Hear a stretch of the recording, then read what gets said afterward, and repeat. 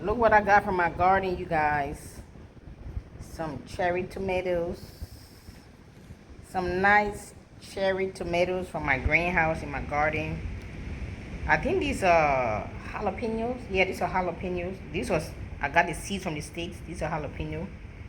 This is dirt. This is dirt on it. This is jalapeno. Some more jalapeno. I'm trying to grow bell pepper in Africa, but this thing just fell off the vine. So there's still some more flowers and little ones that are still blooming. So I'm gonna watch them and see how they grow. So I'm experimenting to see what grows here and what doesn't grow here. But I think my biggest stumbling block is because I live on the beach. The breeze and the salt water is what disturbing a lot of my vegetation. Because some of you know from the States, I used to grow my stuff mostly in pots, in containers. And I grew a lot of stuff. But how can I come here with very good fertile ground and I'm having problems because of the beach? And even with the greenhouse, some are growing very well. But because I still live in the bush and I haven't yet put any fence around my properties, I'm standing in my kitchen window. You see, this is the back of, this is my kitchen window, so this is the back of my house. So I don't have a fence yet. So the creepy critters and the crawlers, like the rats as big as possums, come out of the bush and they find their way in my greenhouse. I have one big watermelon. That sucker ate it. He bit through it and ate it till he finished. I'm so mad right now. In the nighttime, he digs in the ground, get into my chicken box, snatch the little babies I just hatched, drag it into the greenhouse and have a feast. We just came and met 3 or 4 little baby chicks, carcasses. I'm so mad. So that greenhouse that I have, I think I would take that to the farmland and I'm gonna buy me another greenhouse. The kind of greenhouse that I might get, I would have to save up for it. Unless somebody watching want to bless me. My birthday is coming up in October. What's all my clients at? I love you. Thank you very much. Yes, the kind of greenhouse that I wanted to get is look like glass, but it's not glass. It's made out of those really thick, clear plastic. I forgot the name of it. I'm sure there's a scientific name for it that I don't want to say if I butcher it. But some of you who are watching who are familiar with it, it's very thick, but it's clear. From a distance, you think it's glass, but it's not glass. I think that's the best greenhouse for this area. Because the current greenhouse that I have right now, let me walk outside and show you guys so you can get an idea what I'm talking about. Okay, I'm in my kitchen, in the backyard, and you see this greenhouse. Now this greenhouse is a nice, beautiful greenhouse. Nothing wrong with it, except the area where I found myself living. The salt water, the sea breeze has damaged. Look at it. I'm gonna show you. Completely damaged. The rust. See, this is rusted. It broke apart. See, it broke apart from here. Here is gone. This zipper that I used to zip up, it kind of rusted up. The salt ate it up.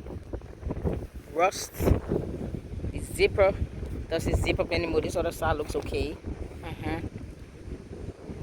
And this greenhouse, maybe 6-7 months old since I put it up here. So, because of my location, this greenhouse, I will take it down and send it to my farm. I mean, it protects the stuff from the salt water, but what protects the greenhouse from the salt water? You getting me? It's a beautiful. I ain't complaining. I am not complaining. Don't know I am not no boy, girl. I am happy to live on the beach. I'm not complaining at all. I'm just stating the obvious fact. This is the issue I'm running across. So I'm going to take this greenhouse and transfer it to my farmland, which is far away from the ocean and the breeze. It's actually next to a river, which is perfect. And I will still grow some stuff inside. Then the greenhouse that I'm going to get, you see on my garden bed, that's why I transfer from here into the greenhouse. Because the salt water, the sea breeze was destroying a lot of them. Only few things that I've come to realize I can grow in sand next to the beach this close. So when you buy your beach house, your beach land, you want to build your house on the beach, you want to do some gardening, backyard gardening, you will have to build your own greenhouse and build it from materials that will not be affected by the sea, salt, water, erosion, and rust. So you can probably build a greenhouse with the mud and a thatch roof. Maybe I could have done that. That's another idea to consider. But there's a greenhouse that I've seen on Amazon. It's very beautiful. And you have your garden, and then you have a little chair and table in the middle, and you sit there with your coffee or your tea or your book. I will put it right in this middle of this area. I'm taking all these guys away because I experimented, so I realized it doesn't work for this area. So I will take them out. I will probably take them to the farmland. This area, I want to put that greenhouse that I'm talking about right in this area. Of course, this guy will be to the farmland, so we'll have a beautiful view of this. Got a good size greenhouse. It's actually look like a real house, and they have different sizes. And I think those things run some of them anywhere from $200 to $1,000. All depends how big you want it and how fancy you want it. But it's clear glass, one of those thick clear glass. It's very thick, but it's clear. You can see through it. It looks like glass, but it's plastic, but it's very thick. There's a name for it. Somebody will put it in the comment section for me. So that's what I want for my birthday. So who can help me? If all my clients listening and all my friends and those who love me, all my beautiful fans, if you all can chip in, I'll get a nice, beautiful garden house. Put it right here to enjoy this beautiful view. I'm still looking for neighbors. Where you guys at? Let's go to the Atlantic Ocean and see. I still have land for sale. I still have beach land available, Riverview land available, land by the roadside, or I call it the dusty road, the roadside or the dusty road, which means when this place opens up, it will eventually become the major highway. And those who are from the diaspora will know the major highway, those properties are prime location for businesses. If you put a housing development or apartment complex, hotels can go there too, restaurants, supermarkets, even your farmers market. So here we go, beloved. Why rent or why lease if you can own? Most of you in the diaspora, I know you guys over there, I know you're tired. I'm hearing what Trump doing to you guys. I don't like it either. But I have to say, Trump is very good for business on my end. Yes, he is, girl. Y'all better come home. You guys used to say, oh, that country is dirty. No roads, no electricity, no infrastructure, no this, no that. Well, excuse me. Who do you expect to do all of that? Do you expect Liberia, Nigeria, or the continent of Africa to just be well developed? Just how the Western world was well developed, and you just move in and unpack your suitcase and enjoy the people development? No, it's not going to work like that this time around. You're going to have to come home. We have to all roll up our sleeves, get in the dirt, and develop our continent and our country. Develop the continent one country at a time. So we all got to do it together. If not you, who? If not now, when? Come on home, beloved. Somebody don't want you in the country. What more do you want the man to say? He offering self-deportation. He'll give you $1,000 and he'll get you a free ticket. I said, come home. If I was there, I would take the self-deportation because it really has no dignity. They're going to just gather you one day, minding your business. They collect you and take you and just ship you. Nowadays, even the deportation, if the government deports you, it's even dangerous. Not even shameful, more dangerous. Because before they ship you home to your country, they can even do that. Because I hear they're shipping deportees to different countries. Venezuela, Somalia, Nicaragua, Mexico. They're deporting wherever. Because Trump has an incentive for those countries, so he will give you a few dollars and you accept the deportees. And in some countries are taking the money and taking the deportees. So what if they take you? They don't even deport you to your country. To me, it's worse. So consider that, beloved. Pack your bags, do your self-deportation, close your affairs, and come home. People think you need millions and millions of dollars. This place was a mass forest. This whole place was a nice thick forest. Look at it now. I said this was a thick forest. Look at it now. You don't need a whole lot of money to come home. What you need is a whole lot of confidence, a whole lot of faith, and a whole lot of dreams. You need dreams. You need vision. You need to be a visionary, a trailblazer, a pathfinder, a game changer. You need to have your muscles your spiritual muscles develop and build. You need to have mental strength, because if you have a whole lot of money and you don't have discipline, you don't have structure, you don't have any dreams, any vision, any plans, that money can finish in 1 month or 1 year, depending how much it is, and you don't even have any idea. You can't even account for what you spend 1 cent.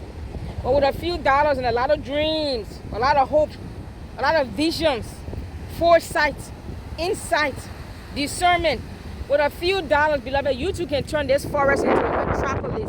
I'm preaching very good. Can I get an amen, somebody? So you don't need a whole lot of money, but you need a whole lot of dream and confidence and faith and trust, not only in your God, but what God placed inside of you before the foundation of this earth. You need confidence and faith in God. You need confidence, faith, and trust in what God placed inside of you. There are gifts inside of us, laying dormant. The scripture even said we are treasures in earthen vessels. There are hidden treasures, ancient secrets, deep revelation, mysteries that are hidden, locked up, bind up, laying dormant inside of you before the foundation of this earth. It is time for you to unlock some of those treasures. Not all of you are born to go 9 to 5. Some of you are supposed to be business owners, entrepreneurs, but you are scared. You have low self-esteem, low self-esteem. You are timid, you are shy. Well, come, I'm going to have a training session to wake up that sleeping giant up inside of you. Come on home. Brother, sister, come on home. Whether you are 20 years old, or you are 50 years old, or you're 80 years old, your age doesn't matter. Once you have life, you have your health, and you have your sound mind, you can make anything happen in your life if you decide. I was living in America for 37 long years, almost 40 years, and I decided to buy me a one-way ticket, and me and Angel, we haul ass up out of there, and I am glad. That's the best decision I ever made in my life. I don't regret, other than I wish I had come sooner. That's the only regret I have. But if I can do it, why can't you? Come on home. If you worry about your kids, what about the kids, the school? You can do online. They got online school through Zoom. They got what do you call it? Homeschooling. There's some homeschooling, you can do it online. There's some homeschooling, you can do it in person. You can be the one to even come here and start the homeschooling here in this area. Why not you? And if not you, who? And if not now, when? Come on, beloved. Who's gonna develop Africa? Who's gonna make Africa great again? If not you, who? If not now, when? Who's gonna make Africa great again? If not you, who? If not now, when? All the business ideas or all the questions you're asking, what about my children's school? What about hospitals? What about roads? What about infrastructure? What about this? What about that? What if you take each of those questions and you become the solution to one of them? What if, when you ask me, what about this? Why not you? If you ask, if anybody asks that question on my video, I always turn it back on them. Why can't you be the answer to the question that you are asking? Why can't you be the solution to the problem that you are shining the light upon? Whenever people ask me, what about this, what about that, I always flip the script right back on them. Why can't you be the solution to the problem that you are shining a light upon? Because some people have a PhD in shining the light upon the faults and the flaws of Liberia, or the flaws and the faults of Africa, or the weaknesses of another person. But flip the script and turn it back on and say, okay, you may be right, we don't have this. But why can't you be the solution? Why can't you be the answer? Why can't you go after that until you find the solution to that problem? Or if you know somebody who knows somebody who knows somebody, or you mobilize some people or group of you get together and you brainstorm and find a solution to that problem. But the only thing people like to do, they will find a team of people that will brainstorm and sit there and gossip about what is wrong with Liberia, what is wrong with Africa, what is wrong with Dagnet, what is wrong with whoever. But when you're pointing one finger to someone, remember, you have 4 fingers pointing right back at you. That means you are 4 times as worse or 4 times as guilty as the person you are accusing. So why not you? Why not now? And if not now, when? If not you, who? Come home, beloved. I still have land available. All my contact information will be in the video. All my contact information will be in the video. And you guys can hit me up. Locally, you have my local number. You have my WhatsApp number. Please, if you give my number to your relative to call me, make sure they call me on the local number. Because if they try to call me directly, it won't go through. unless they call me on the local number. Or if they call me on WhatsApp, yes, but so make sure you specify. Call her on WhatsApp first and she'll let you know how to reach her. And you guys, I can set up an appointment to have your relative come down and take a look at the place. But please tell them, when you send them to look at the place, it's not their opinion to say, oh, it's too far, because that's the first thing they will say. Because they all want to cramp up and live in a dirty, filthy, overcrowded, overpriced Monrovia. They all want to be right up on each other's nose. No, this place is not far. It's 1 hour away from the airport, the RIA airport. 1 hour from the airport. And they complain, oh, it's too far, it's too far, it's too far, it's too far, it's too far. And you didn't ask their opinion. They used to say Marshall was too far, too far, too far, too far. Now everybody in the mother wants to live in Marshall. You see that now? You see there? This place, from what I'm hearing on ground, would be greater than Marshall. Yes. Look at this beautiful ocean. This is what I go to bed to. This is what I wake up with. I go for a walk on the beach. I go for a stroll. I put my earplugs on. I can walk around here, go skinny dipping if I want. I say if I want. This is how I do it. And I ain't got to worry about nobody stressing me out. Can I get an amen somebody? Don't you want to get a piece of your own Africa, your own oasis? Come home, beloved. Liberia, Africa is waiting for you. America don't want you. The Western nation don't want you. Have some dignity and self-respect. If somebody don't want you in the country, leave now. Leave. What more you want the men to do? Leave. I know some of you embarrassed and ashamed to come home because you're not cost your country, but we still love you. We welcome you with open arms if you're coming to help us develop. But if you're coming to come and to nag and complain and finger point and blame shift, then stay right there. We don't want you here. But if you're coming to humble yourself, roll up your sleeves, and we all put our hand in the dirt and develop this continent one country at a time, you are welcome back home. But if you are one of the naysayers, the murmurers, the complainers, the naggers, the one that can find everything wrong with the country, you hate the country, then this country ain't for you. Stay on what you are. Stay on right where you are, or go to somewhere else. Or those who are willing to look beyond the faults and the flaws and say there is still hope. There is still a possibility. There's a reason to go home. If people have been living in this country from inception, and some of them are prospering, why not you? Why can't it be you? Why shouldn't it be you? Why not now? And why not you? Anyway, I'm preaching good. I love you or I appreciate you. Yes, I've been having some internet problems. That's why I haven't been uploading as frequently as I wanted to. The internet company I have, it sucks out here. I heard they're pretty good and strong in Monrovia, but here they're not pretty good. So I had it for maybe 2 months, 3 months. I shut it down. So somebody told me I should stick with Starlinks. I didn't want to because I figured I don't want to make that man any richer than he already is. But I will use it because I needed to run my business efficiently and grow my channel and my platform. But once another local internet company comes out here that's stronger than one that I had, I will switch to them. But for now, I will have to go with Starlinks. I love you all. I appreciate you. Angel saying her blessings and kisses. She in the room laying down sleeping, taking her afternoon nap. I know you want to see my face, but I just came from my afternoon nap and my face look all rumpled up. Thank you very much.